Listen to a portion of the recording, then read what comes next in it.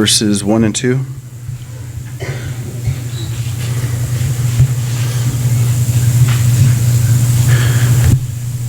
Judge not that ye be not judged, for with what judgment ye judge, ye shall be judged, and with what measure ye mete, it shall be measured to you again.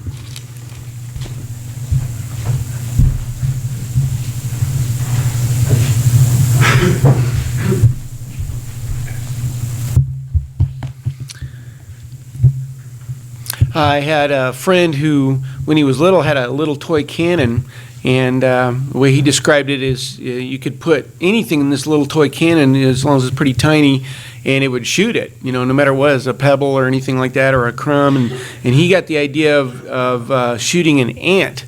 So he went to an ant hill and got an ant. He kept trying to put that thing in there and had the cannon all set to go. He was going to fire that ant if it was the last thing he did, and he finally got it in there, but it kept crawling out, and he kept putting it in there, and finally put it in there, pulled the trigger really quick, and shot himself in the eye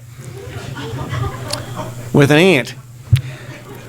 So I was thinking about this story. First thing that came to my mind is I have a lot of weird friends. I always think about, and maybe that's why they hang out with me, maybe. But the reason this came to mind is nothing else matters when you get something in your eye. I've never had an ant in my eye. But it's different when you get a rock in your shoe. It's kind of annoying. You can put up with it for a little while, or a splinter in your finger. Sometimes it's just there and you have to deal with it. But the tiniest thing in your eye, everything stops until it's out. You can't see well. You can't function.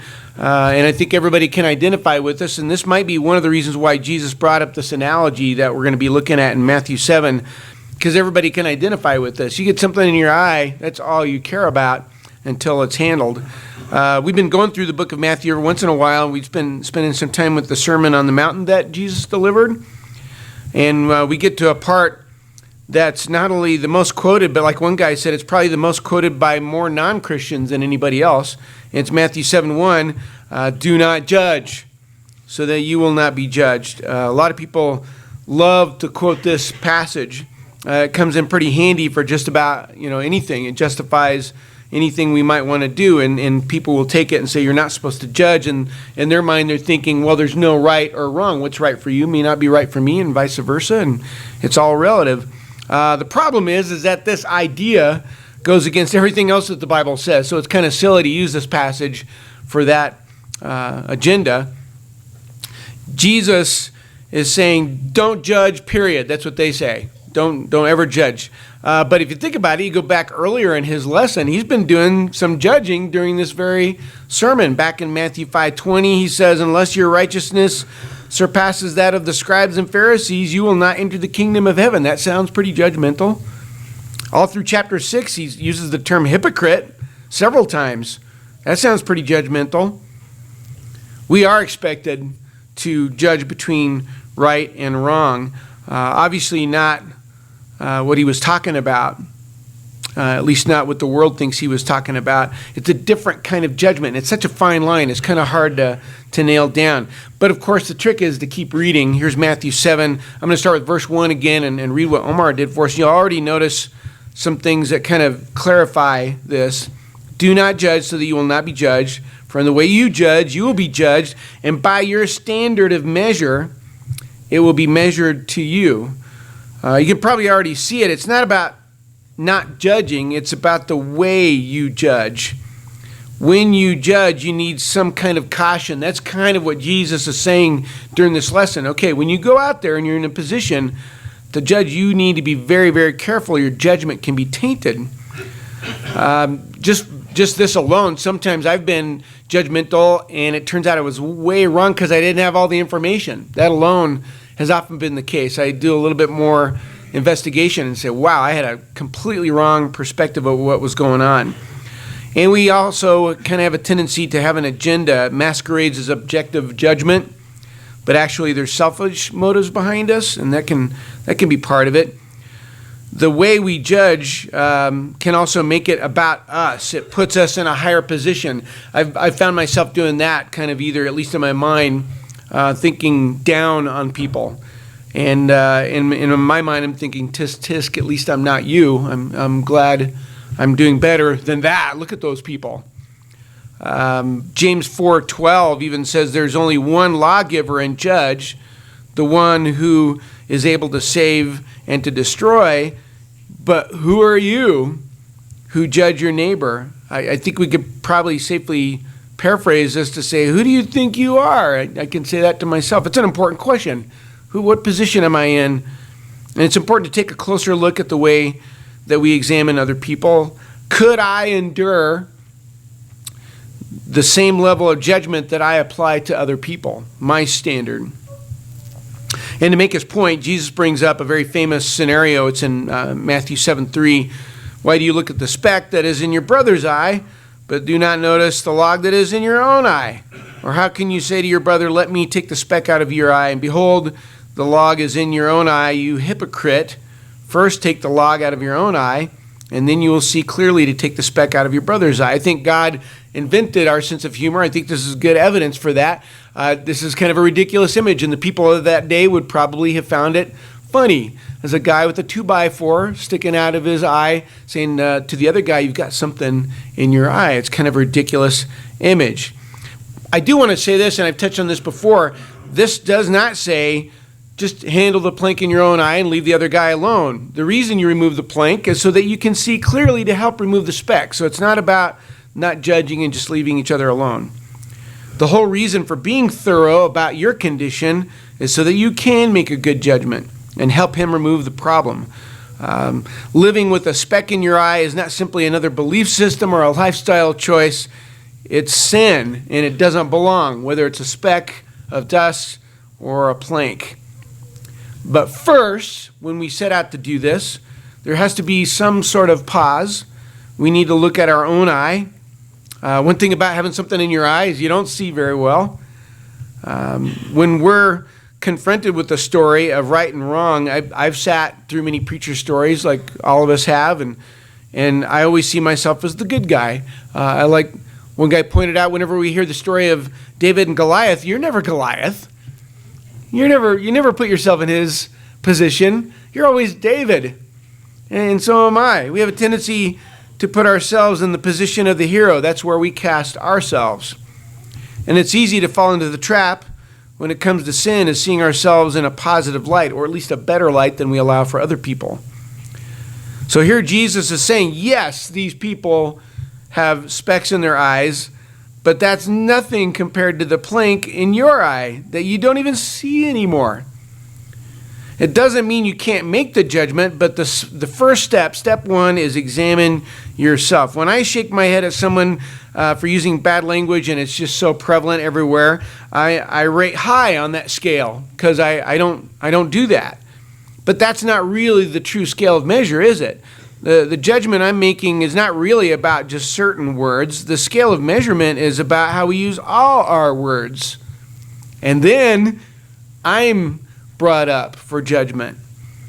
If I say mean things about or to people, if I yell at traffic or gossip, I have a plank in my eye. If I shake my head at the sexual immorality that's everywhere, it's not really about certain lifestyles. It's ultimately about the true scale of purity. Where do we all fall in that, in our minds and in every nook and cranny of our life? The things I observe in other people are still wrong, but we need to see what offends God and not just what offends us. I find myself doing that.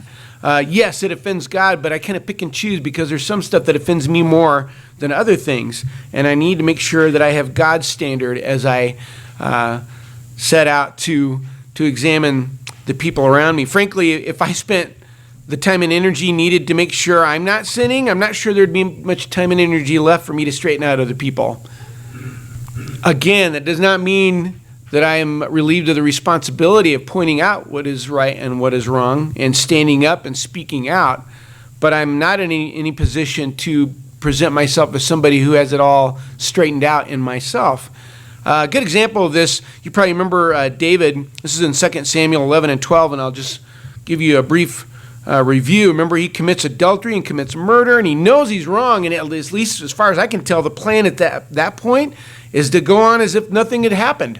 I mean, he probably feels some guilt, I suppose, But then the prophet comes, like one guy said, the prophet always comes. And the prophet comes, and Nathan tells a story about a man who killed another man's pet. You probably remember this. And David's reaction to this story, remember, he's casting himself not as the bad guy. And David is furious when he hears this story, and he enters into judgment mode, not knowing he's judging himself, and comes down hard on the man. This guy deserves to die. Execute this guy. And then Nathan turns on the light, and he says, you are the man. You've got this plank in your eye, David. It was affecting David's perception. Fortunately for David, God had more mercy on David than David would have had on himself. David failed to ask himself a question, what if it was me? He did not look at the situation and say, okay, yeah, that's wrong. What if it was me? What if I'm the bad guy in this story? And that might help us. It's all about those famous shoes that you always hear about, walking in somebody else's shoes. You walk a mile in someone's shoes. I like one guy kind of distorted that idea. So you walk a mile in a guy's shoes, and then you have his shoes, and you're a mile away. So you're great.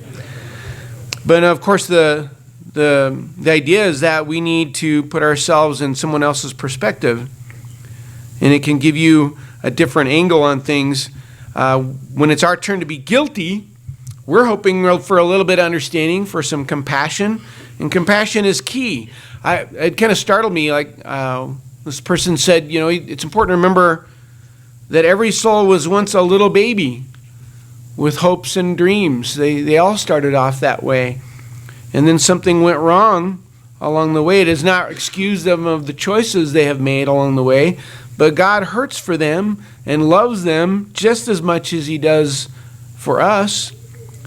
So when I do make a judgment, the way I judge matters. I need to make the judgment as if I'm the one being judged. Another aspect helps here is there's only really one motive to be judgmental, I guess would be the best word. The only kind that we're authorized to do, and this touches on what Joe was talking about last Sunday night, is about love. We're here to rescue a soul.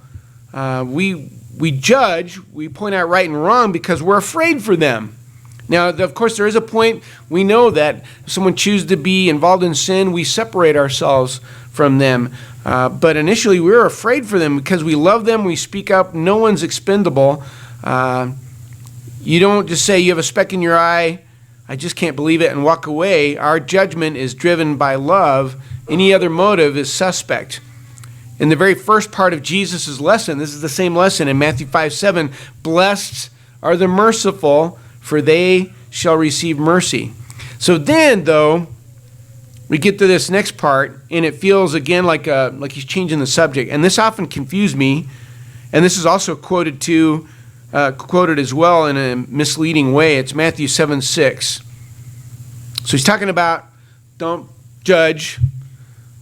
Then he talks about the plank in the eye, and then he says in Matthew 7:6, do not give what is holy to dogs, and do not throw your pearls before swine, or they will trample them under their feet and turn and tear you to pieces. So this is connected, and it helps, I think. So let's say you notice the log in your own eye, and you take the log out, and now you're able to see clearly to help someone, because it doesn't stop there. You are going to apply that judgment to somebody else. And your heart is right, and your motive is love. You put yourself in their place. Even then, it comes down to the choice of the person. And this sounds unkind, but essentially what he's saying is some people are like spiritual dogs or pigs, scavengers, in other words, that have no regard for anything of value. And even though we do not get to pick where the seed falls, once the seed does fall, Jesus is giving us a warning. It's not up to us to decide who receives mercy and truth, but it's ultimately up to the person with the speck in their eye, whether they accept the truth or not. You don't get to choose who, but if they reject the truth, he says, yeah, walk away. If they reject the truth, they reject you, they reject me. In fact, Jesus gives a similar instruction later in Matthew 10:14, talking to those men who will be teaching for him and traveling around. And he says, whatever does whoever does not receive you, nor heed your words, if they're not going to listen, as you go out of that house or that city, shake the dust off your feet. We've heard that phrase before. It's no secret the world is offended by righteousness. There will be many times, and maybe not always. Maybe people respond in surprising ways. That's why it's important for us to not decide ahead of time. But if we approach somebody, say, hey, this is right, this is wrong, there will be times when they'll say, I don't care. I'm not interested. John 15:19 says, I chose you out of the world because of the world hates you. There's going to be some tension, some animosity. If you get the plank out of your eye, and you're able to point out the speck in his eye, if he rejects your help, you don't wrestle him to the ground or remove the speck. It's his choice. He may be receptive someday, but if he is responding like in a spiritual level, like a vicious dog or a vicious pig, you don't offer him the pearls, the truth. You don't keep presenting this once it's presented. Jesus is saying, essentially, be careful. So I was thinking about this, and one more passage comes to mind. It's over in Luke 18, verse 9, and this helped, I think, at least for me, to kind of see a difference in how I think about people and making sure that I'm fine-tuning my judgment. Luke 18, verse 9, Jesus talks about, it's another parable about two different guys. They're both praying. Luke 18, verse 9, and he also told this parable to some people who trusted in themselves that they were righteous, so that kind of qualifies for the plank people, I guess, and viewed others with contempt. Two men went up into the temple to pray. One, a Pharisee, and the other, a tax collector. The Pharisee stood and was praying this to himself. God, I thank you that I am not like other people, swindlers, unjust, adulterers, or even like this tax collector. I fast twice a week. I pay tithes of all that I get. So he's in pretty good shape as far as he's concerned. But the tax collector, standing some distance away, was even unwilling to lift up his eyes to heaven, but was beating his breast, saying, God, be merciful to me, the sinner. I tell you, this man went to his house justified, rather than the other. For everyone who exalts himself will be humbled, but he who humbles himself will be exalted. I might talk about this in more detail later, but I noticed this time, if you'll notice back at the beginning, the other man, the Pharisee, it says that he is praying this to himself. That might be significant, that it's more about talking to yourself than really talking to God. The other thing I notice is that the second man, he doesn't even bring up the other guy. Doesn't even bring him up. He's just praying before the standard of God. The other man is adding the other guy next to him as part of the equation. And that seems to be when things go awry. One is focused on the sins of other people, and the other is focused on his own sins. That does not mean that we never get around to pointing out the sins of other people. But again, Jesus is pointing out that it's so easy to just breeze by our own corruption because we're so eager to point out the same thing in other people. It seems we get in trouble when we compare ourselves to other people. We compare ourselves to Jesus. That always keeps us humble. It always reminds us of God's mercy that we are very grateful for. So it's very important we know the difference between right and wrong. And it's very important we live by this and even judge other people by the truth of God's word. That's our job. Not to knock them down, but to rescue them. Their best hope is not just our righteous indignation, but also our righteous mercy. While we point out their mistakes, if they see compassion in us as we're doing this, hopefully they're also going to see the compassion that we received too, and that we're kind of in an understandable position, that we're not looking down on them, that we're trying to help. And maybe eventually understand that God is a judge who demands perfection, but also a judge who through his Son offers mercy. Hope you'll think about this while we stand together and sing.